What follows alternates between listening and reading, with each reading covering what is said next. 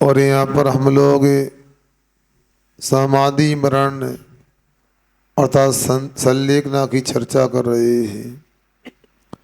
आप लोगों को पहले ही बता दिया है, जिसका प्रतिकार करना संभव नहीं, ऐसा उपसर्ग आ जाए, इसका प्रतिकार करना संभव नहीं, ऐसा कोई अकाल पड़ जाए, दुर्भिक्ष हो जाए, ऐसा बुढ़ापा जिसका प्रतिकार नहीं कर सकते, ऐसी बीमारी जिसका कोई उपचार नहीं, ऐसे समय मरना निश्चित है।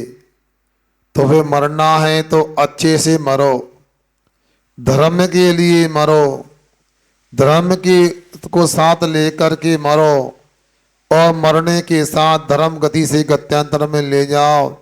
इसका नाम समाधि मरण है।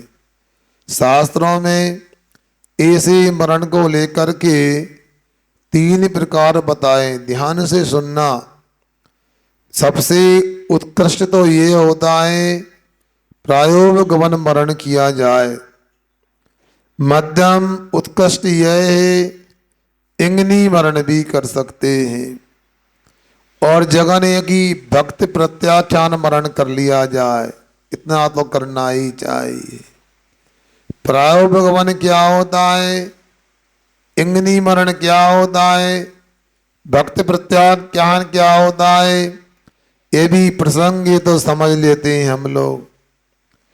वज्र वृषभ नारद आदि उत्तम संगरण जिनके पास में हैं, ऐसे महामुनिराज जब मरण निश्चित हो जाता है, उस समय चारों प्रकार के आहार का जीवन पर्यंत के लिए त्याग करके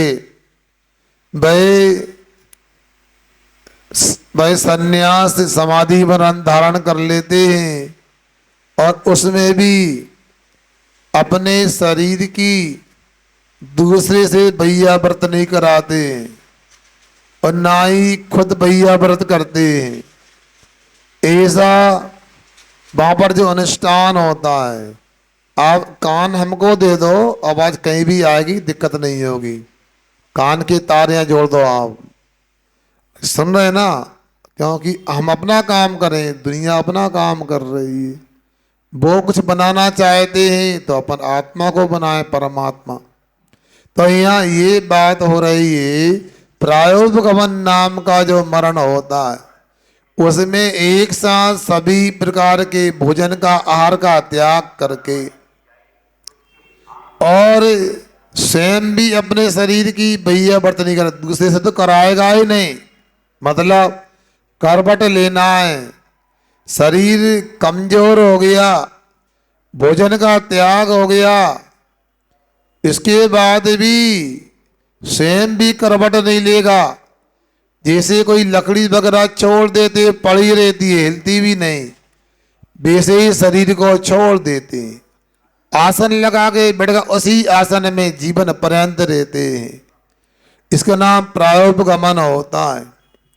ऐसी साधना करने में मुनिराज की ऐसी विशुद्धि बढ़ती है, केवल ज्ञान भी हो जाता, मोक्ष भी मिल जाता। और यदि केवल ज्ञान मोक्ष नहीं भी हो तो उत्कृष्ट स्वर्गों में उत्पन्न होता है, अनोदिशनोत्तर आदि में उत्पन्न होता है। अब यदि मान लो प्रायोगमन मरण करने की सामर्थ्य नहीं है, तो मध्यम इंगिनी मरण, ये समाधि मरण चुनना चाहिए।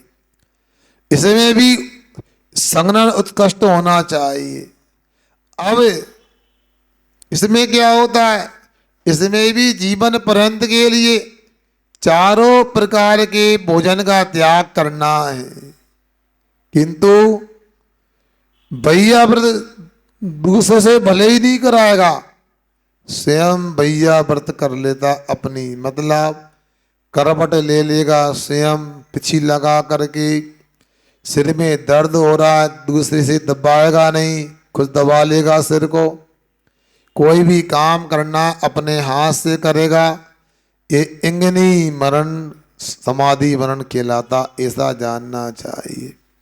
तीसरा कौन सा बचा, वही भक्ति प्रत्याख्यान समाधि मरण, याद रखना। पहला कौन सा था? प्राय भगवान। दूसरा है इंगनी मरण। तीसरा भक्ति प्रत्याख्यान। बोलो, अरे इनको याद तो कर लो कम से कम, जिंदगी में कर सको तो अच्छी बात, याद रहेंगे तो ये भी तो रहेगा। पहला कौन सा बंडी भाई? प्रायोपगमन समाधि वरण। कौन सा? प्रायोपगमन समाधि वरण। दूसरा इंगनी मरण समाधि। तीसरा भक्त प्रत्याज्ञान समाधि मरण।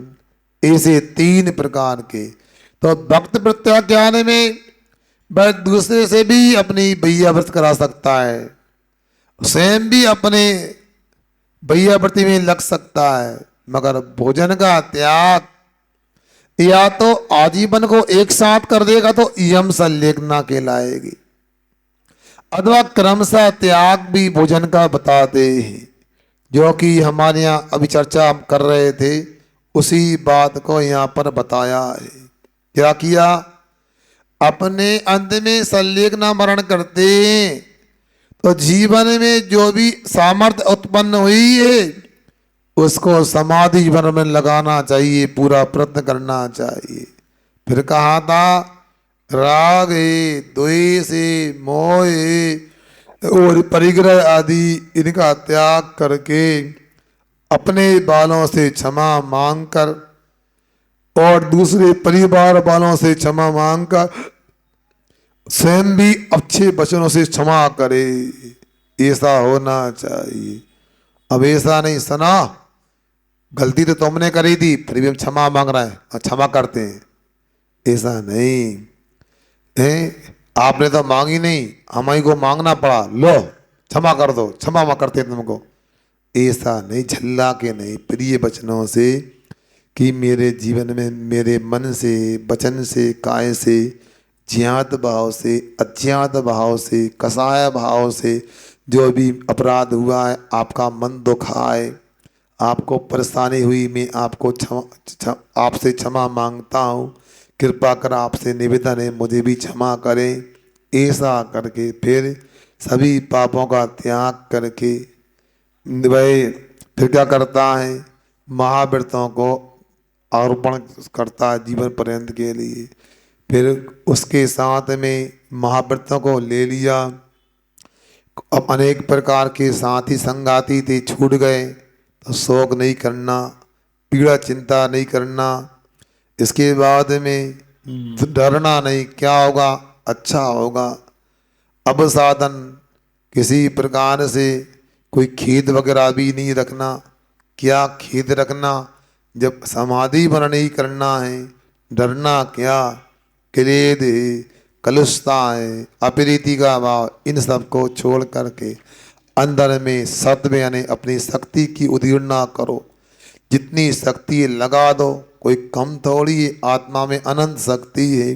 इसी शक्ति का वह विचार करके उदीर्णा करके उत्साह को धारण करता हुआ, हतोत्साहित होते हुए नहीं, उत्साहित होते सौभाग्य है जो भगवान की वाणी में आया है, उसका मैं अनुकरण कर रहा हूँ, मेरा जीवन धन्य हो गया। ऐसा उत्साह करते करते फिर क्या होगा? तो जैसे आपको पता है भक्त प्रत्याख्यान में 2 प्रकार का प्रत्याख्यान होता है। मूलाचार्य में कहा संक्षेप प्रत्याख्यान और व्रत प्रत्याख्यान। संक्षेप प्रत्याख्यान तो ऐसा है, मान लो रास्ते में जा रहे हैं, दुर्घटना हो गई और निश्चित मरना है, शरीर गाड़ी के नीचे आ गया और मरने जीने की कोई संभावना नहीं, तत्काल चारों प्रकार के भोजन का त्याग करके रमो काल मंत्र का स्मरण करते हुए शरीर को छोड़ना। अथवा लगता है कि नहीं उपचार हो जाएगा तो जब तक यहाँ पड़ा हूँ तब तक अन्न जल का त्याग रमो काल मंत्र पढ़ते रहो। क्यों? उस समय यदि मान लो कोई उठाकर नहीं ले गया, मरण हो गया, तो फिर क्या होगा? तो हमारा समाधि वर्ण का लाभ मिलेगा यदि आहार का त्याग करते। इसमें तो कहीं दिक्कत ही नहीं, त्याग तो हमेशा करते ही रहना चाहिए, इसमें कभी बिना त्याग के रहना नहीं चाहिए। बंडी भाई मान लो आप भोजन कब करोगे? बोलो। 2 बजे भोजन करते हो? अच्छा, बाद में पूछे क्यों करते हो। अब मान लो अभी टाइम क्या हो गया, मान लो 9 बज गए, तो 2 बजने में कितने घंटे हैं? बोलो ना, कितने? 5 घंटे। त्याग तो नहीं है ना। अब अपना त्याग होगी मेरा 2 बजे तक के लिए चारों प्रकार के आहार का त्याग।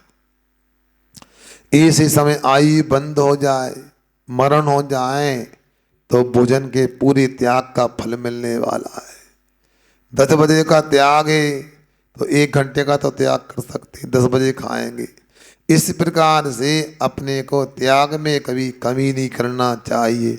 जितना बन सके उतना त्याग सभी विषयों का होना चाहिए। तो यहाँ अब आगे बता रहे हैं भोजन का यदि मान लो संक्षेप में नियम ले लिया तत्काल, तो संक्षेप प्रत्याख्यान हो गया।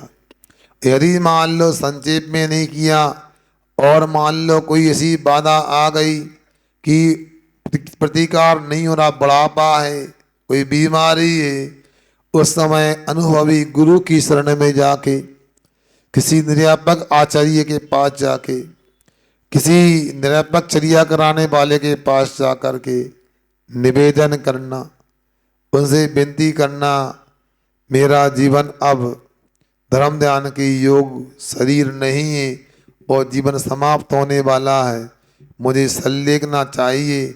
और संलेखना व्रत देकर आपके सन्निधान में मैं संलेखना करना चाहता हूँ। फिर धीरे धीरे वो बताएंगे किस क्रम से आपको भोजन का त्याग करना। कसाय का त्याग तो करना ही है, भोजन का भी त्याग करना है क्रमशः। कसाय का त्याग करने से अंदर का समाधि मरण होगा, इसको कसाय संलेखना कहते हैं। बाहर से भोजन का त्याग करेंगे, शरीर का भी लेखन होगा, वो काय संलेखना होगी, उसको भी करना जरूरी है। महाराज जी ऐसा नहीं हो सकता क्या भोजन का त्याग ना करें? याद रखना, भोजन का त्याग नहीं करोगे, समय से नहीं करोगे, पेट की शुद्धि नहीं होगी। पेट की शुद्धि नहीं होगी तो मन की विशुद्धि नहीं होगी। पेट की शुद्धि होना आवश्यक है। जीवन पर्यंत खाया पिया है, अंदर में विकार रहता है।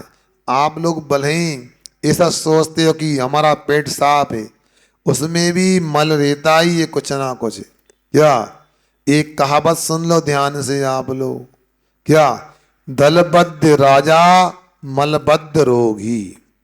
सुना कि नहीं सुना? यदि सभी प्रकार की सेनाएं सैनिक दल अपने साथ में, तो राजा सुरक्षित है। दलबद्ध राजा मलबद्ध रोगी, पेट में यदि मल है तो शक्ति होती है।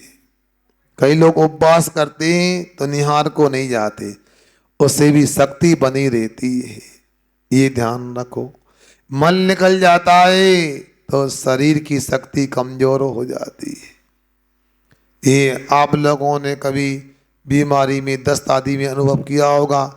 10-5 बार हुआ तो शरीर टूटता है, कमजोर पड़ जाता है। समाधि के समय में अब आप भोजन का त्याग समय से नहीं करोगे तो गड़बड़ हो सकता है। इसलिए जो क्रम बताया है वो भी जरूरी है।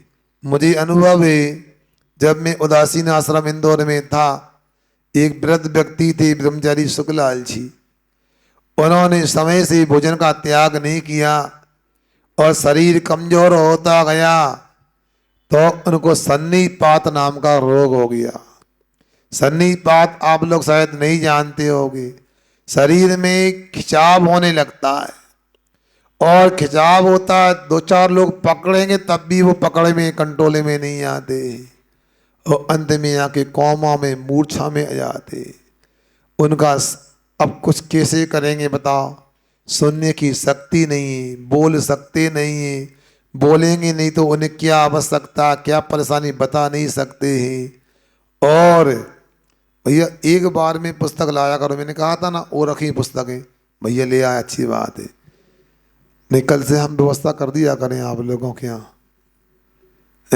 यहाँ अपन लोग बैठते हैं, पुस्तक खोल के बैठना चाहिए। चलो हाँ, मैं ये बता रहा हूँ आपसे कि उनको सन्निपात हो गया, अब वो सुनने की स्थिति में भी नहीं, बोलने की स्थिति में भी नहीं, आँख भी नहीं खुल रही, ऐसा लग रहा है नाड़ी चल रही है तो जीवित तो हैं मगर और कुछ नहीं, मुर्दे बत हो गए।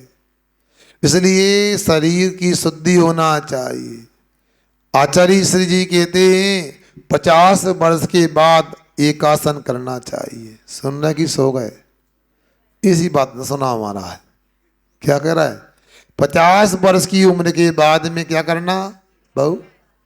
एक आसन करना। अब मान लो एक आसन नहीं करते पूरी तरह से तो शाम को आप दूध पानी ले लो, थोड़ा हल्का फुल्का ले सकते हो, दलिया में काम चला लो। तुमको ठड़ूला चाहिए तो समाधि कैसे हो बता? हैं उड़दा की दाल के बड़ा थरूला, अब ये करोगे तो कैसे समाधि होगी? हैं सुनते कई लगे तो उड़दा की दाल पक्के में बनती नहीं हमसे, बुंदेलखंडियों में। तो आप गरष्ट लोगे तो कैसे काम चलेगा? आते काम करने नहीं, दांत दाई हो गई, चले गए दांत, दांत है नहीं, आंत काम नहीं कर रही तो रखा रहेगा वो क्या? चक्की के पार्ट घिस गए मान लो, अब कितने भी गेहूं डालो पिसेंगे क्या बताओ?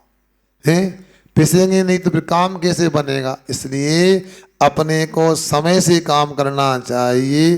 जितने भी 50 वर्ष वाले हैं इन लोगों को अपना मानस बनाना चाहिए कि एक आसन पर आ जाएं।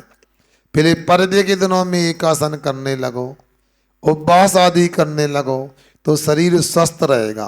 अंत में सन्निपात की बात बता रहा हूँ, यदि अनाज का त्याग समय से नहीं किया और शरीर कमजोर हो गया तो सन्निपात आदि आकर के हमेशा के लिए मूर्छा कामा में पहुंच जाओगे। सुन रहे ना? ये जैन दर्शन की जो विधि है ना, शरीर को स्वस्थ रखने के लिए भी है और संलेखना का लाभ तो मिलना ही मिलना है। तो यहाँ समद्व स्वामी ने जो बताया पहले उसको अपन समझ लेते हैं। क्या कहते हैं? आहारम पर्याप्त क्रमसा स्निग्धम विवर्धयते पानम स्निग्धम चहापित्वा करपानम पूर्वेद क्रमसा। यहाँ क्या कहा? आहारम पर्याप्त, क्या आहार का त्याग करके, मतलब रोटी का त्याग करके, पूड़ी पराठे पकवान का त्याग करके, क्या करना? दाल भात का भी त्याग करके स्निग्धम स्निग्धम पानम विवर्धित, पतले तरल पदार्थों का सेवन करो, तरल पदार्थों को पियो। क्या तरल पदार्थ? दूध है। कौन सा दूध? वो नहीं कढ़ैया में गाढ़ो कर दो हैं, तो वो चालाकी करते हैं आप लोग। 1 किलो दूध को कढ़ैया में डाला, 250 ग्राम बना ली, दूध पी रहे हैं हम तो। दूध है अरुण जी, बताओ क्या है? बताओ फिर ये ऐसा थोड़ी। इसलिए रबड़ी को पिया नहीं जाता, याद रहा, यहाँ पानम कहा है। रबड़ी को तो चाटा जाता है, खाया जाता है, हाँ ले वो पी नहीं। इसलिए एकदम पानम विवर्धित, अपने को तरल पदार्थों को पीना चाहिए। सुन रहे ना? इसने एकदम हापित बा, और पीते ही नहीं देना। अब दूध का भी त्याग करना है। क्यों? सुन रहे ना? गाय वगैरह का दूध एक मात्रा में, ज्यादा नहीं लेना, गड़बड़ हो जाएगा। हमने एक बार गलती की थी, सुनो, ब्रह्मचारी के पहले की घटना सुना रहा है। हमें शौक लगा कि हमें भी उपवास करना है, कभी जिंदगी में उपवास किया नहीं था। तो 10 लक्षण की चतुर्दशी थी, हमने कह दिया आज दूध की छूट रहेगी, आज बूरे की छूट रहेगी, बतासे की छूट रहेगी, नारियल की छूट रहेगी और उपवास करेंगे। जानते हैं उपवास क्या होता है? तो हमने 12 बजे तक पूजन पाठ किया, मंदिरों की वंदना की, फिर जाकर सो गए। 4 घंटा सोने में टाइम कट गया। फिर आकर दूध वगैरह हमने लिया तो था, और अच्छा गरम गरम भैंस का दूध था। तो हमको लगा ले लो 2-3 गिलास, क्या दिक्कत है। सामने रखा था बर्तन पूरा, ले लिया, ले तो लिया, दस्त लगा है, बीमारी हो गई, बताओ। इसलिए संभाल के करना है। बीमारी दस्त क्या, बुखार ही आ गया था, बताओ, याद आ गया। इसलिए उसकी मात्रा हो, गाय का कोई दूध हो, पानी भी साथ में लेना, दूध अकेला नहीं पीना। अब अच्छा लगता गरम गरम है, और क्या, थोड़ी चाय पत्ती और डाल लो तो फिर तो अच्छा लगता। हाँ, सब हंस गए, बताओ। चाय पत्ती का चमत्कार है, मेरा नहीं है। ये नशा नहीं करना, चाय भी नशे में आती है, सुन रहे ना। मगर नशे में भी अलग अलग कैटेगरी होती है। मगर याद रखना, अपने को कल्याण करना है, अभक्ष से दूर रहना है, जिसमें त्रशीवों की हिंसा हो, जिसमें प्रमाद आता हो। अब सोचो, विचार करो, पांडव यदु कुमारों ने क्या किया, धोखे से शराब पी ली थी। क्या हुआ था, शराब के त्यागी थे। अच्छे कुल में शराब नहीं पी जाती, अच्छे परिवारों में इसका स्पर्श भी नहीं होता, देखते भी नहीं उसकी तरफ। अब उन्होंने एक बार धोखे से शराब पी। क्यों नहीं सुन रहे ना, धोखे से कैसे पी, उनको प्यास लगी थी, पानी पिया था उन्होंने तो गड्ढे में। देखो कभी कभी ऐसा कर्म होता है, वहीं ले जाता घुमा फिरा करके जीव को। उन्होंने तो भगवान नेमीनाथ स्वामी की बात को सुन करके कहा, अनहोनी घटना ना हो जाए, अनर्थ ना हो जाए। तो उन्होंने तो ये किया था, जितने भी शराब बनाने की सामग्री महुआ वगैरह था, जंगल में जा करके गड्ढे में फेंक दिया। वर्षा हो गई, पानी भी भर गया, वो सामग्री सड़ गई तो शराब बन गई। योग से यादव कुमार आए, प्यास लगी, पानी लगा कि ये कुंड में पानी भरा है, उन्होंने पी लिया छक करके, वो नशा चढ़ गया। फिर क्या हुआ, सुन रहे कि सो रहे तुम लोग, नशा चढ़ा तो जो वो तो मुनि राजों के भक्त थे, मगर नशे में क्या, जो शराब पी लेता उसे पता नहीं होता कौन बहन है, कौन पत्नी है, कौन माँ है, कौन दादी है, कौन भाई है, कोई पिता है। कुछ भी बोलते रहते हैं, कुछ भी शब्द निकालते रहते हैं, कुछ भी इतबा क्रिया करते रहते हैं। जिंदगी में अपने घर को स्वर्ग बना के रखना है। क्या सुन रहे आदर्श, अपने घर में स्वर्ग बना के रखना है, अपने घरों में शांति बना के रखना है, अपने नारी सम्मान को बरकरार रखना है। तो कभी भी शराब से अपने को नाता नहीं जोड़ना है, कोई भी नशा नहीं करना। शराब तो उपलक्षण है, गांजा है, चरस है, ड्रग है, और भांग है, अफीम है, तुम्हें जानो हमने जान क्या क्या होते हैं। अब इनको अपने को कभी स्पर्श नहीं करना है। शराबी व्यक्ति का कोई विश्वास नहीं करता, शराबी व्यक्ति का कभी सम्मान नहीं होता, शराबी व्यक्ति से सब दूर रहते हैं, उसको घर में भी प्रवेश नहीं देते। शराब पीने से घर में नरक होता है, पैसा बर्बाद होता है। क्या जिंदगी है, कैसे अज्ञानी लोग हैं। 1 लीटर दूध लेके आओ, गाय का क्या भाव मिलता है संतोष जी, 50 रुपया। शराब क्या भाव मिलती है, प्लीज सुना तो होगा। अरे ऐसा मत बोलो कि मैं चर्चा कर दूं मैं शराब पीता, क्या, अरे पता है 60 रुपए का पौवा आता है, उसमें क्या बात है, उसमें कोई व्यक्ति से मैं शराब की बात करूं तो वो करने वाला मैं शराबी हो गया, नहीं, जानकारी लेने में कोई गलती नहीं। शराब पीना पाप है, शराब की जानकारी लेना पाप नहीं है। 60 रुपए का 1 पाव का पैक आया तो 1 लीटर कितने की हो गई है, 240 रुपए की। बताओ मूर्खों, 5 किलो दूध लाकर मावा बना के खाते तो कितना आनंद आता। 1 किलो दूध पीते सोने की तरह समझता। क्या सुधीर भैया क्या कह रहा है? अरे कैसी बात कर रहा है आप? शराब पीने से कुछ नहीं होगा। अरे मैंने बूरा डाल के मिठाई थोड़ी बोली है, बिना बूरे के लो। आप क्या समझ रहे हैं? पूरी बात सुनो और याद रखना सुधीर भैया, मिठाई खाने से शुगर नहीं होती डायबिटीज। डायबिटीज होने पर शुगर नहीं खाई जाती, वो भी यदि हाई है तो। लो हो जाए तो खा सकते हैं, मेरी छूट है। बूरे की भी गुड़ की भी छूट है।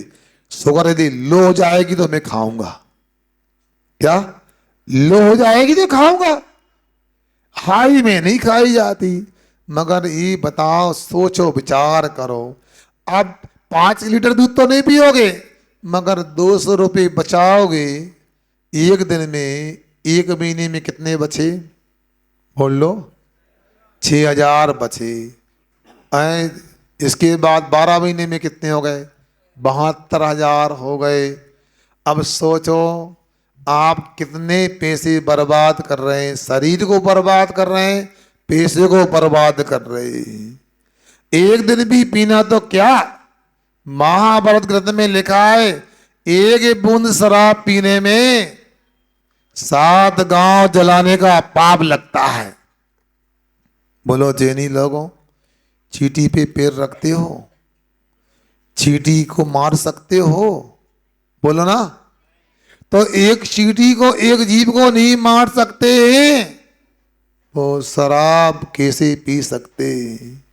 सोचो विचार करो, जिसने शराब का अकेला त्याग कर दिया या पूरे नशे का त्याग कर दिया, अनंत जीवों को अभय दान दे दिया, जिसने मांस मदिरा का त्याग कर दिया, उसने स्वर्ग जाने का रिजर्वेशन करा लिया, मर करके नरक नहीं जाएगा।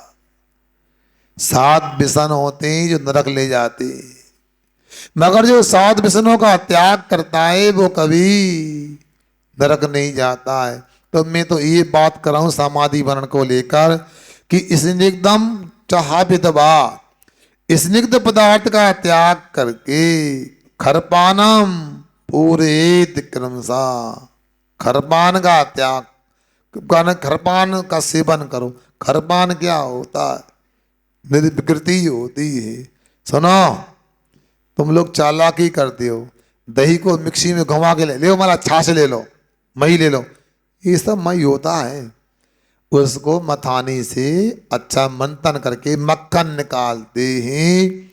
इसके बाद में जो बचता है तरल पदार्थ, उसका नाम मही होता है, छाछ होता है। मट्ठा अलग, मट्ठा लस्सी लगभग एक सी होती, इसमें मक्खन नहीं निकालते। छाछ या महीस को बोलते हैं, उसमें पूरा जो प्रमाद कारक है मक्खन चिकनाई निकल जाती है, वो निर्विकृति होती है। तो दूध का भी त्याग करा करके छाछ पर आ जाना, छाछ पीना चाहिए। क्यों पीते कि नहीं पीते? तुम्हारे भाग में कहाँ है? कोष में, नाम माला कोष में लिखा है तक्रह सकरोपी दुर्लभा। क्या समझे? तक्र जिसको बोलते हैं संस्कृत में मही छाछ, इंद्र को भी दुर्लभ है। तुमको कहाँ मिलेगा बताओ? पैकेट के दूध पीने वालों, मिलावटी दूध पीने वालों, इंद्र को भी छाछ दुर्लभ है। निर्विकृति है, पेट की शुद्धि करता है, पेट के विकारों को दूर करता है। ऐसा तक्र छाछ से अपना वह जीवन चलाए। यदि किसी की शीत प्रकृति है तो छाछ नहीं पचता है, गरम बर्तन में छाछ करके जीरा आदि से छोंक लगा करके उसको वह भावित करते हैं। फिर भी छूट नहीं करता तो मुनक्का के पानी आदि को देते हैं। अथवा चावल का जो माड़ होता है ना, जानते हैं? कुकर वाले का जाने बताओ। अब तो चतुर्मास में सीख गए होंगे मेरे ख्याल, पहली बार सीखे होंगे। जो माड़ बहुत शक्तिशाली होता है, उसमें शुगर भी ज्यादा होती है, उसके माध्यम से अपना वह संलेखना का काम आगे बढ़ाएं। इसके उपरांत सुनो, कब तक पीते रहोगे? अच्छा लग रहा है तो पीते रहो, नहीं, कुछ समय के बाद जो निरपेक्ष आज सावधानी से, जब भैया कोई मान लो गाड़ी बदलना है, हरदा से कोई आया, सुनो बेंगलोर जाना है, गाड़ी कहाँ से बदलाएगी? इटारसी से। वाह भाई वाह, इटारसी से बदलाएगी। तो इटारसी आने वाली है तो सोते रहे कि जागना पड़ेगा? नहीं, हरदा की गाड़ी निकल गई भोपाल, तुमको जाना बेंगलोर, क्या होगा? तो जहां गाड़ी बदला दिए पहले से सामान बांध बूंद के तैयार हो जाते। रिजर्वेशन था, रिजर्वेशन की सीट को भी छोड़ के कहां पहुंच जाते हैं? गेट पर। फिर क्या करते हैं मधुर? फिर क्या होता है? गेट पे बैठे रहो? नहीं, जैसे इटारसी जंक्शन आए फट से सामान उतारो, उतार दिया, फिर अगली गाड़ी पकड़ना है। जब गाड़ी बदलना होता है तो क्या सोते हैं कि सावधानी से जागते हैं? दीपक भाई जागते हैं ना? तो यहाँ पर भी गाड़ी बदलने का समय आ गया, पानी का भी त्याग हो गया। इसलिए पंच नमस्कार मनाम तनुम त्यजेत, भाई पंच नमस्कार मंत्र में मन लगा के शरीर का त्याग करे, अपनी गाड़ी बदले। ये संलेखना की विधि है। गाड़ी बदलने की आवश्यकता क्या थी?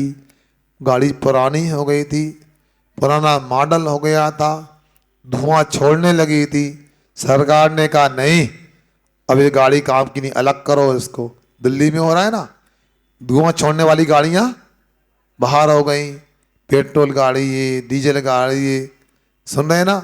तो अपनी गाड़ी भी धुआं देने लगे मान लो, तो क्या करना है? लदे रहना उसी पे, क्या करना है? बदल लो। बदलने का नाम ही समाधि मरण है। इसके लिए अपने को पूरा प्रयास करना चाहिए। समाधि की विधि समझ में आ रही कि नहीं आ रही? आप पीछे पूछ सकते हैं, आपको कहीं जिज्ञासा, मगर विधि समझो, बहुत महत्वपूर्ण विषय है। मैं बार बार बोल रहा हूं, एक बार समझ लो और इसके अनुसार तैयारी कर लो, जिंदगी समझ जाएगी।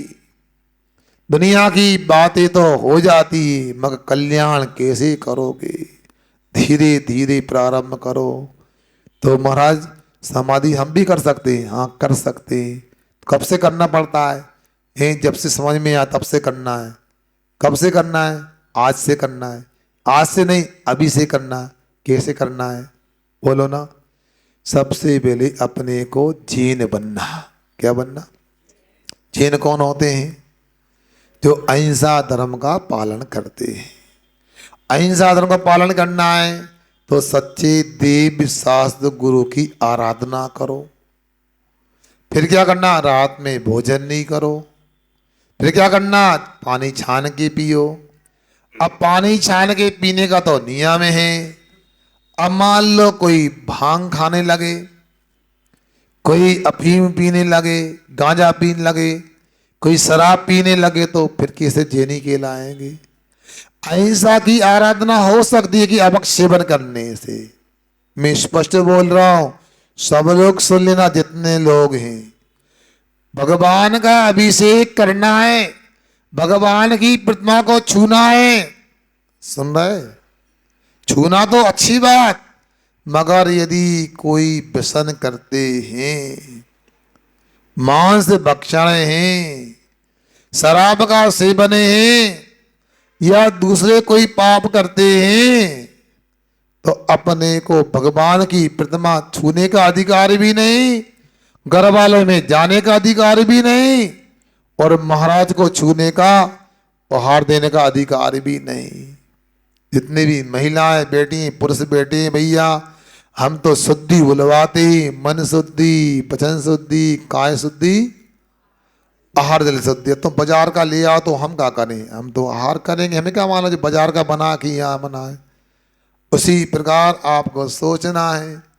आपने शुद्धि बोल दी, हम आहार ले लेते हैं, मगर जिनके आप कोई बच्चे बड़े सियाने हैं, मान लो कोई अभक्ष का सेवन करते हैं, तो उन लोगों को हमारा कहना है पहले संपर्क कर ले आके, चौका लगाने के पहले मगर ऐसी गलती कभी नहीं करना। यदि आप मांस मदिरा आदि का सेवन करते हैं तो भगवान को छूते हैं, महाराज को आहार देते तो महान पाप है। परिवार के लोग दूसरे जो सदाचारी साध्विक के वो दूसरे चौके में आहार दे तो मना नहीं करेंगे, उनके बर्तन में आहार कैसे करेंगे, उनसे आहार कैसे लेंगे? तो चुपचाप रहो, नहीं बताओ, नहीं बताओगे तो हमें दोष नहीं, आपको दोष लगेगा। इसलिए आप अपने परिवार को संभालो और परिवार को व्यवस्थित करो। मैं आपसे कहना चाहता हूँ, मुझे पता है सब गलत नहीं करते ही, मगर यदि समाज में 10-20 भी करेंगे तो पूरी समाज बदनाम हो जाती है। फिर साधु संतों को भी नगर में आने में सोचना पड़ता है जाए क्या नहीं जाए। हालांकि ये सब जगह ऐसा नहीं होता, मगर कभी कभी 2-4 लोग धोखा देते थे तो सभी को लगता सब ऐसा करते। इसलिए अपने को समाधि की विधि समझना है तो सबसे पहले सप्तव्यसन का त्याग होना चाहिए, 8 मूल गुणों का धारण होना चाहिए, मध्य मास मधु का त्याग होना चाहिए, बड़े पीबड़ उमर कटुबर पाकर का भी अपने को त्याग होना चाहिए। इसके बाद धीरे धीरे आप दिनमानी को सुनो, फिर वृत्ति बनने का अभ्यास करना चाहिए। रात के पानी का त्याग है, बाजार का त्याग है, बिना मर्यादा का त्याग है। इनको करते हुए प्रतिमा को धारण करके कम से कम 2 प्रतिमा तक तो आ जाओ। क्या कहा नितिन? 2 प्रतिमा तक आ जाओ, तब जाके आपका प्लेटफार्म तैयार होगा। काय के लाने? गाड़ी खड़ी होने के लाने। कौन सी? समाधि रूपी गाड़ी को खड़ा करने के। इसलिए बहुत ही महत्वपूर्ण प्रसंग है। तो यहाँ कह रहे हैं पंच नमस्कार मनास तनुम त्यजेन, पंच परमेष्टि यानी रमोकाल मंत्र को पढ़ते हुए शरीर का त्याग करे, आत्मा का ध्यान करते हुए, आत्मा की भावना करते हुए। आत्मा की ध्यान करने में आपकी निभाए कुशलता नहीं है, दक्षता नहीं है, तो अपने लिए फिर रमोकाल मंत्र पढ़ के शरीर का त्याग करना चाहिए। सुनो, रमोकाल मंत्र याद आ जाए, ये भी बहुत कठिन है, बहुत पुण्य का योग है। जिंदगी भर आचार्य परमेश्वरी का काम करने वाले, उपाध्याय परमेश्वरी का काम करने वाले साधु भी अंत में रमोकाल मंत्र भूल जाते, उनको सुनाना पड़ता है। कौन कह रहे? उपाध्याय परमेश्वरी, जिन्होंने जीवन पर्यंत मुनियों को पढ़ाया। किनको पढ़ाया? और स्वयं पढ़ा। वे भी मरण के समय रमोकाल मंत्र पढ़ने में समर्थ नहीं होते, गाफिल हो जाते, कोई कामा आदि आ जाता है, इसलिए मूर्छा आ जाती है, तो उनके लिए भी रमोकाल मंत्र सुनाना पड़ता है। बोलो, हम उपाध्याय परमेश्वरी बड़े हो गए क्या? बोलो ना। फिर रमोकाल मंत्र की जाप क्यों नहीं करते? उसमें आना कानी क्यों करते? सुबह शाम कम से कम 1-1 रमोकाल मंत्र की तो 2 जाप अच्छे से उपयोग लगा करके, इसका अभ्यास हो जाएगा, तब जाके अंत में रमोकाल मंत्र याद आएगा। मोबाइल चलाते हैं आप लोग? बोलो ना। हम छोड़ा नहीं रहे, त्याग नहीं करा रहा है। अरे बहू के नहीं, हम नहीं चलाते, तो मिलो कहाँ है? मैं चलाते, मगर जो चलाते हैं बहू के बच्चों से कह रहे हैं हम कि ये बताओ कि मोबाइल चलाते हैं। मुझे तो अभ्यास नहीं है ना, मैं जानता हूँ, शायद मैंने तो मोबाइल कभी चलाया नहीं। अब ये कह रहा हूँ आपसे कि मोबाइल जो होता है ना, वो टच वाला, क्या बोलते हैं वाकला ने? एंड्रॉइड, क्या एंड्रॉइड, अब जो भी हो तुम जानो। अब सुनो, उस मोबाइल में मान लो आप कोई वीडियो बार बार निकालो, ऐसे करो, वो जल्दी निकलती है कि कभी एक आध बार निकालो वो जल्दी निकलती है? मतलब 1-2 साल में कोई वीडियो खोलने तो वो सर्च करना पड़ता है, देर लगती है, माथा खपाना पड़ता। क्यों मधुर? ऐसे ही ना, रोज निकालते वो वीडियो है। क्यों? मोबाइल का अभ्यास हो गया, फट से आ जाती है। उसी प्रकार रमोकाल मंत्र को रोज रोज जपेंगे, रोज रोज पढ़ेंगे, तो अंत में भी रमोकाल मंत्र याद आ जाएगा। अब मान लो कोई समाधि करे, जिंदगी भर चाय पीता रहा, समाधि में भी क्या क्या हो रहा है, चाय ले आओ, एक बार चाय तो ले आ भैया। वो फिर भैया ए चाय नहीं पियो मरने वालों, अरे एक बार तो पिला दो, जब मरेंगे मर जाएंगे, उसके प्राण टिके चाय में, बता ऐसा होता। इसलिए जैसा अभ्यास करोगे वैसा हो जाएगा। इसलिए पंच नमस्कार मना तरुण त्यजेत, ऐसे पंच नमस्कार मंत्र को पढ़ करके अपने जीवन को सार्थक बनाना चाहिए। क्योंकि ये और भी विषय जो है प्रसार सिद्धि उपाय के अलावा आपके बीच में रखा है, इसको बार बार सुनना, समझना, चिंतन करना। यहाँ अब आगे चलते हैं, 67 नंबर का पृष्ठ खोले। कल अपनी चर्चा हो ही गई कि जहाँ पर राग आदि का अभाव होता है वो आत्मघात नहीं संलेखना मरण होता है। अब कह रहे हैं, क्या कहते हैं, संलेखना का अनुष्ठान भी अहिंसा का ही अनुष्ठान है। 179 नंबर का श्लोक निकालो, हिंदी नहीं आती तो 179। नियंतेत्र नियंतेत्र कष्टाया कष्टाया हिंसाया हिंसाया हेतवो हेतवो। देखो जिनवाणी की श्लोक आदि को भी उच्चारण करने से भी समाधि वर्ण के समय जिनवाणी निकलती है, इसलिए अच्छे से पूरी ताकत लगा के उच्चारण करना चाहिए। हिंसाया हेतवो हेतवो इतस इतस तनुताम तनुताम संलेखना संलेखना संलेखना मपि मपि ततः ततः प्राहु प्राहु रहिंसा रहिंसा प्रसिद्ध्यर्थम प्रसिद्ध्यर्थम नीयन्ते दृक्कसाया नीयन्ते दृक्कसाया हिंसाया हेतु इतस्तनुताम् हिंसाया हेतु इतस्तनुताम् संलेखनामपि तथा संलेखनामपि तथा प्राहुरहिंसा प्रसिद्ध्यर्थम प्राहुरहिंसा प्रसिद्ध्यर्थम नीयन्ते दृक्कसाया हिंसाया हेतवो इतस्तनुताम् संलेखनामपि तथा प्राहुरहिंसा प्रसिद्ध्यर्थम। बोलो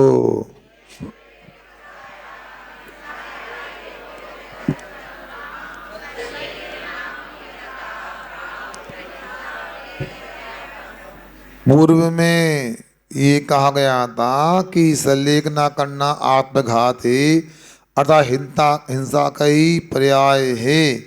तो यहाँ कह रहे हैं इतः, क्योंकि जिस कारण से अत्र यहाँ पर संलेखना मरण में संन्यास मरण में हिंसाया हेतुवा, हिंसा का जो हेतु है कारण है, कसाया तनुताम नियंते, उस कसाय को क्रश किया जाता है या क्षीणता को प्राप्त करते हैं।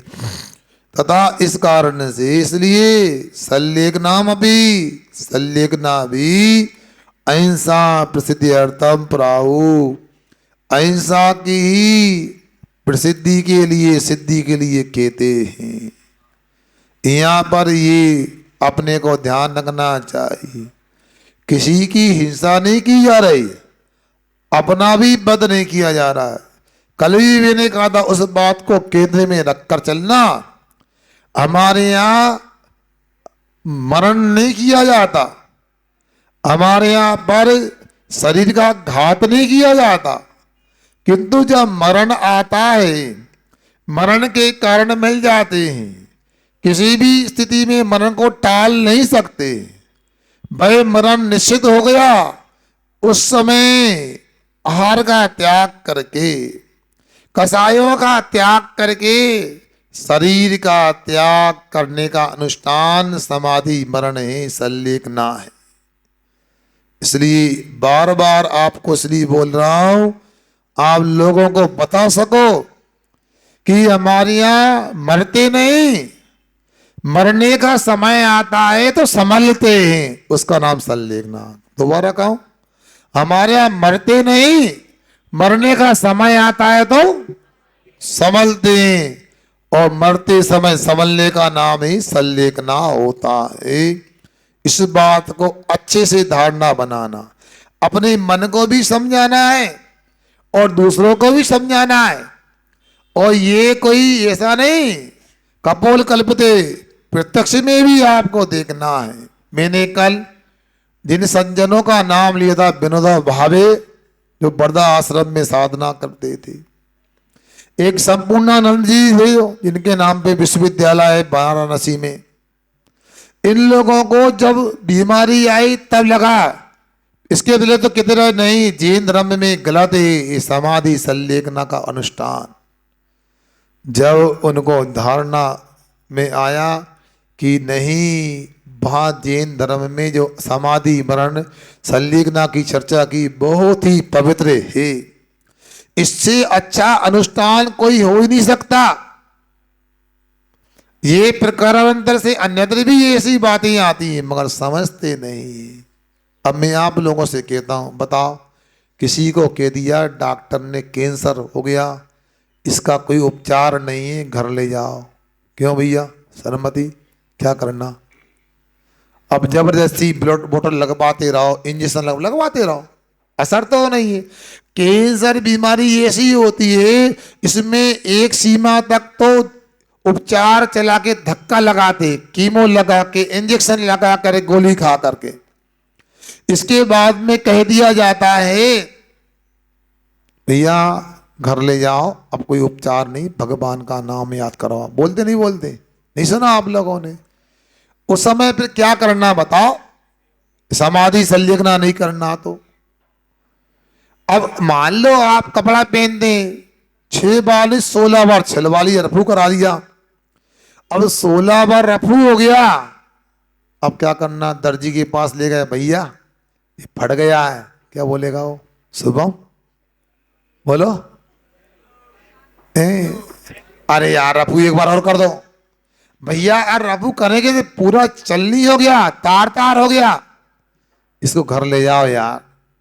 और नहीं तो हम देते अपनी ओर से तुम्हें। पूरा फट चुका है ना कपड़ा, अब कोई गुंजाइश नहीं है, तो फिर तो छोड़ना ही पड़ेगा ना।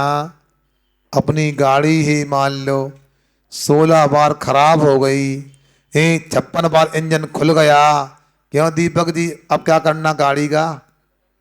नहीं नहीं, एक बार और ले चलो गिरेज लाइन में। वो कहेगा भैया तुम क्या कर रहे हो यार, सुन रहे ना? एक सीमा होती है हर चीज की। जब हमारा शरीर खराब हो ही गया तो क्या करना? अब तो धर्म को याद कर लो। वो डॉक्टर भी कहता है भगवान का नाम सुनाओ, इसके लिए बताओ। अगर वो डॉक्टर भी कितना भी नास्तिक हो, वह कोई भी आयुर्वेद का हो, एलोपैथी का, अंत में क्या बोलता है? बोलो है? अरे भगवान भरोसे नहीं, भगवान का नाम स्मरण कराओ, अब कुछ नहीं। आचार्य महाराज ने संबंधा मूक पाटी में लिखा है, जब दवा काम नहीं करती तब दुआ काम करती है।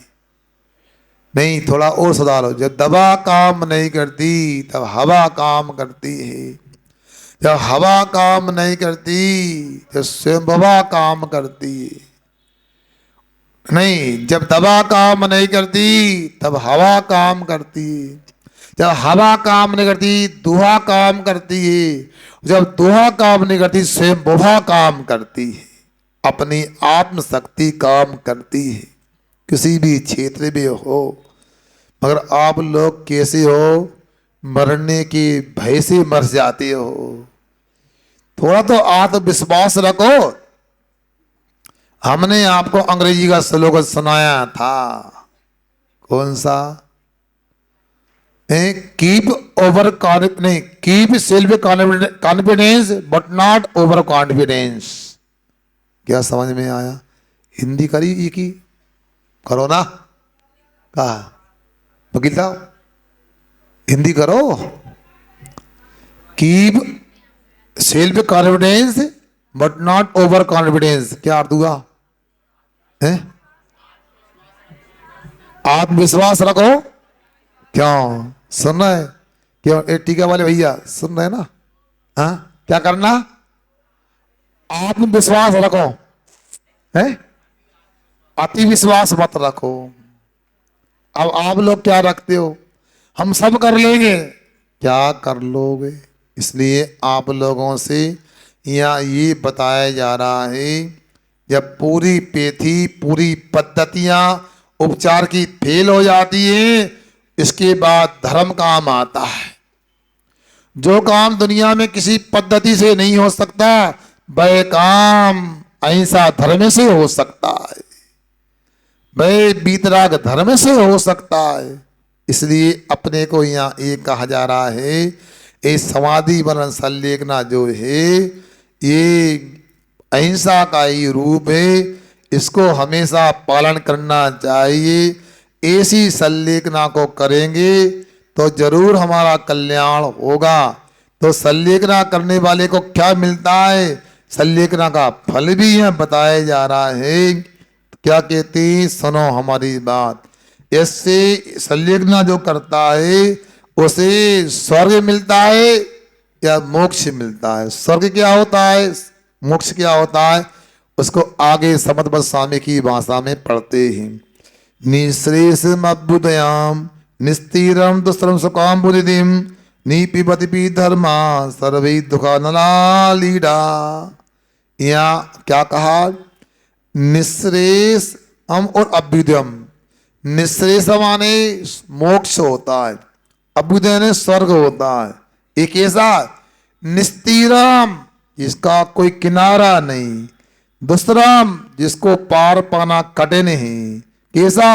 सुख अम्बुनिधिम जो सुख का समुद्र है, क्या सुख का समंदर रूप है। ऐसा निपिबती पी धर्मा जो अच्छी तरह से धर्म का पान करता है, भाई सर्वई दुखई अनालीडा सभी प्रकार के दुखों से अछूता हो जाता।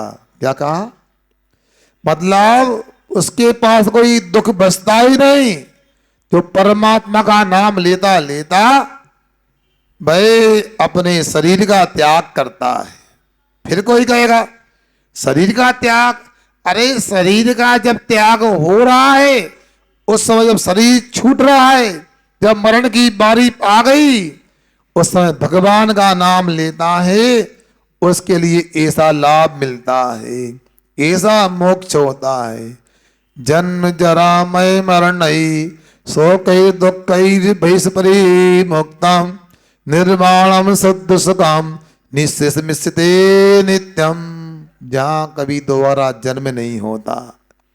अन्यत्र ऐसा मानते हैं जब जब पाप होता है तो ऊपर से उतर करके पुनः लौट के आते हैं परमात्मा। नहीं, जन्म है, जड़ा बुढ़ापा है, आमय रोग है, मरण है, शोक है, दुख है, भय, इन सब से जो रहित होता है, ऐसा निर्माण रूप शुद्ध सुख भाई यहाँ पर हमेशा निश्रम स्थित भाई निश्चित कहा गया। निश्रत से मतलब निर्माण का शुद्ध सुख कहा गया है। इसको एक बार प्राप्त करते हैं तो कभी छूटता नहीं। महाराज ऐसा भी हो सकता है क्या? हो सकता है।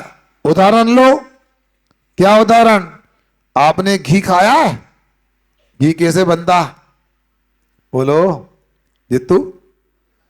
दूध को जमाते हैं, फिर दूध को मंथन करते हैं, मंथन करते हैं, और इसके बाद मक्खन निकालते हैं, फिर इसके बाद गरम करते हैं, फिर क्या बनता है? घी बन जाता है। अब वो जो घी बना, उस घी को तो बना लिया, अब घी को हम दोबारा मक्खन बनाना चाहते, बन सकता? घी को हम दही बनाना चाहते हैं, बन सकता? घी को दूध बनाना चाहते हैं, बन सकता? जैसे घी मक्खन नहीं बन सकता, वैसे ही सिद्ध भगवान मोक्ष को प्राप्त कर चुके कभी अनंत नहीं बन सकते। जो सिद्ध भगवान बन गए वो कभी अब साधु नहीं बन सकते, जो सिद्ध बन गए वो संसारी नहीं बन सकते। ऐसा जानना चाहिए। विद्या दर्शन शक्ति स्वास्थ्य प्रहलाद तृप्ति शुद्ध ईजा नतिशया निर्बधियो निशेष माओ शांति सुगम। आगे की रहे मोक्ष में क्या मिलता है तो बता रहे हैं, विज्ञान केवल ज्ञान होता है, पूरे संसार की तमाम वस्तु को जानने की सामर्थ्य उत्पन्न होती है।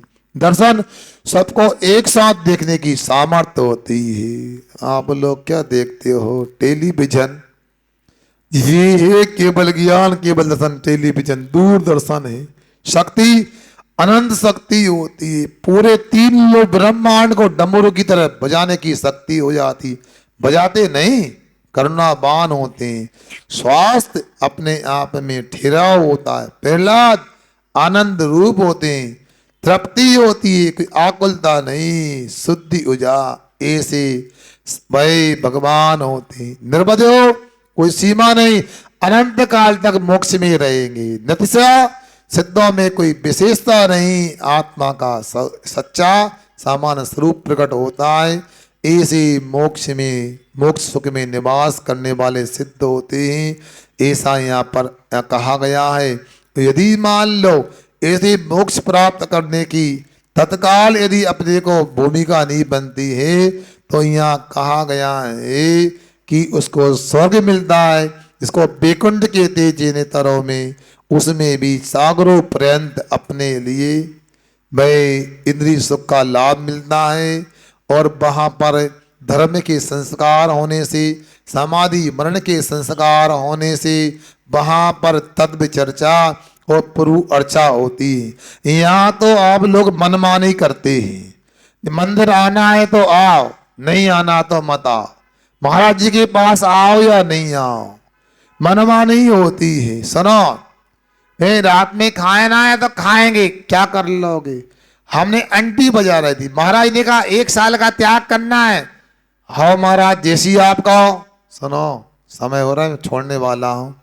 हाँ, यहाँ पर आज भी एक नेताजी आए, उनको भी मिलना है आपको। हाँ हाँ, सुन रहे? इधर देखो हमको। हम ये कह रहे हैं, मोक्ष मार्ग में तो सब त्याग करने पर नेता बनते हैं, आप लोग सेवा करने से नेता बनते हैं। तो मैं ये कह रहा हूं, आपको कहा 1 साल का त्याग करो तो क्यों खा रहे हो? हमने तो मन में की दी थी 1 दाना को त्याग करें। गुरु से कपट, मित्र से चोरी, या निर्धन या कोड़ी, ये बिल्कुल गलती नहीं करना। मैं तो चुनाव में, जो चुनाव में खड़े होते ना, मैं सबको खूब आशीर्वाद देता हूं, सशर्त होता है। मगर वो कौन सा? चुनाव जीतना हारना तो लगा रहता है। खेल में 2 लोग खेलते तो एक हारता, निश्चित एक जीतता है। जीतना है तो अच्छे से जीतेंगे, और हारना है तो पाप क्यों करेंगे? ये तो संतुष्टि होना चाहिए। मैंने चुनाव लड़ा, मैं चुनाव हार गया, मगर मैंने दारू नहीं बांटी, मैं शराब नहीं बांटी मैंने। अरे क्या, जिएंगे तो अहिंसा के साथ और मरेंगे तो, बोलो ना, अहिंसा के साथ। अब बता, तुमने शराब बांट दी तो क्या हुआ? अभी मैं यही तो बोला था, 1 बूंद शराब में महाभारत में कहते हैं कि 7 गांव जलाने का पाप लगता है। नारायण श्री कृष्ण जी की भागवत गीता को पढ़ा, लगा क्या समय सार लिखा है, उसमें भी यही कहा है कि संसार के दुख और सुख की द्वंद्व से रहित जो होता है वह भगवान बनता है। अब आप लोग यदि मान लो करते, मैं तो कहता हूं कोई बुराई नहीं, क्योंकि समाज का नेता भी तो होना चाहिए, मगर नेता का मतलब होता है वो मनुष्यों का ही नहीं, एक एक व्यक्ति का ख्याल रखे। एक एक व्यक्ति का मतलब बांट करके, शराब बांट करके यदि चुनाव जीतना है तो मैं कहता हूं सबसे बड़ा हार तो उसी व्यक्ति की है। इसलिए आप लोग ये सोच लो, वोट आपको चाहिए कि शराब को चाहिए? वोट आपको चाहिए कि मुर्गे को चाहिए? चुनाव कर लो बोले, चुनाव लड़ने वालों बोलो। यदि आपने शराब बांट के वोट लिया, मुर्गा बांट के वोट लिया, तो इतार्थ में आपने अपने को वोट नहीं लिया। अरे आपको तो गांधी जी के सिद्धांत पे चलना चाहिए। गांधी जी का फोटो तो छपा दिया आपने, कहां पर? नोट पर। गांधी का फोटो छपा नोट पर, और वोट लें दारू के नाम पर लें, मत क्या होगा बताओ? ऐसा नहीं, हमको सात्विक तरीके से, मैं तो कहूंगा जो सात्विक तरीके से चुनाव लड़ते हैं वो हार करके भी जीत जाते हैं। जो गंदे संसाधनों से दंगा फसाद करके दारू मुर्गा बांट के जीतते भी हैं तो सबसे बड़ी हार तो उनकी होती है। उनकी आत्मा को भी शांति नहीं होगी, मन भी संतुष्ट नहीं होगा। इसलिए आप लोगों से मैंने पहले भी कह दिया, आप भारत में रहते हैं, भारत के जागरूक नागरिक हैं, मतदाता हैं, आपको जरूर वोट डालना है, मगर वोट अहिंसा के पक्ष में डालना है, अपने तीर्थों के पक्ष में डालना है, साधु संतों के पक्ष में डालना है। इसलिए आप लोगों को स्वयं समझना है कि हमें अपने देश को, अपने प्रदेश को, अपने नगर को कहाँ ले जाना है। इसलिए सदाचार की ओर ले जाएंगे, सात्विकता की ओर ले जाएंगे, जरूर सबका कल्याण होगा, सभी का कल्याण हो। इस संलेखना की बात को आप बार बार सुनना, संलेखना का अभ्यास करना, तो जरूर उद्धार होगा, कल्याण होगा। अहिंसा परमो धर्म की।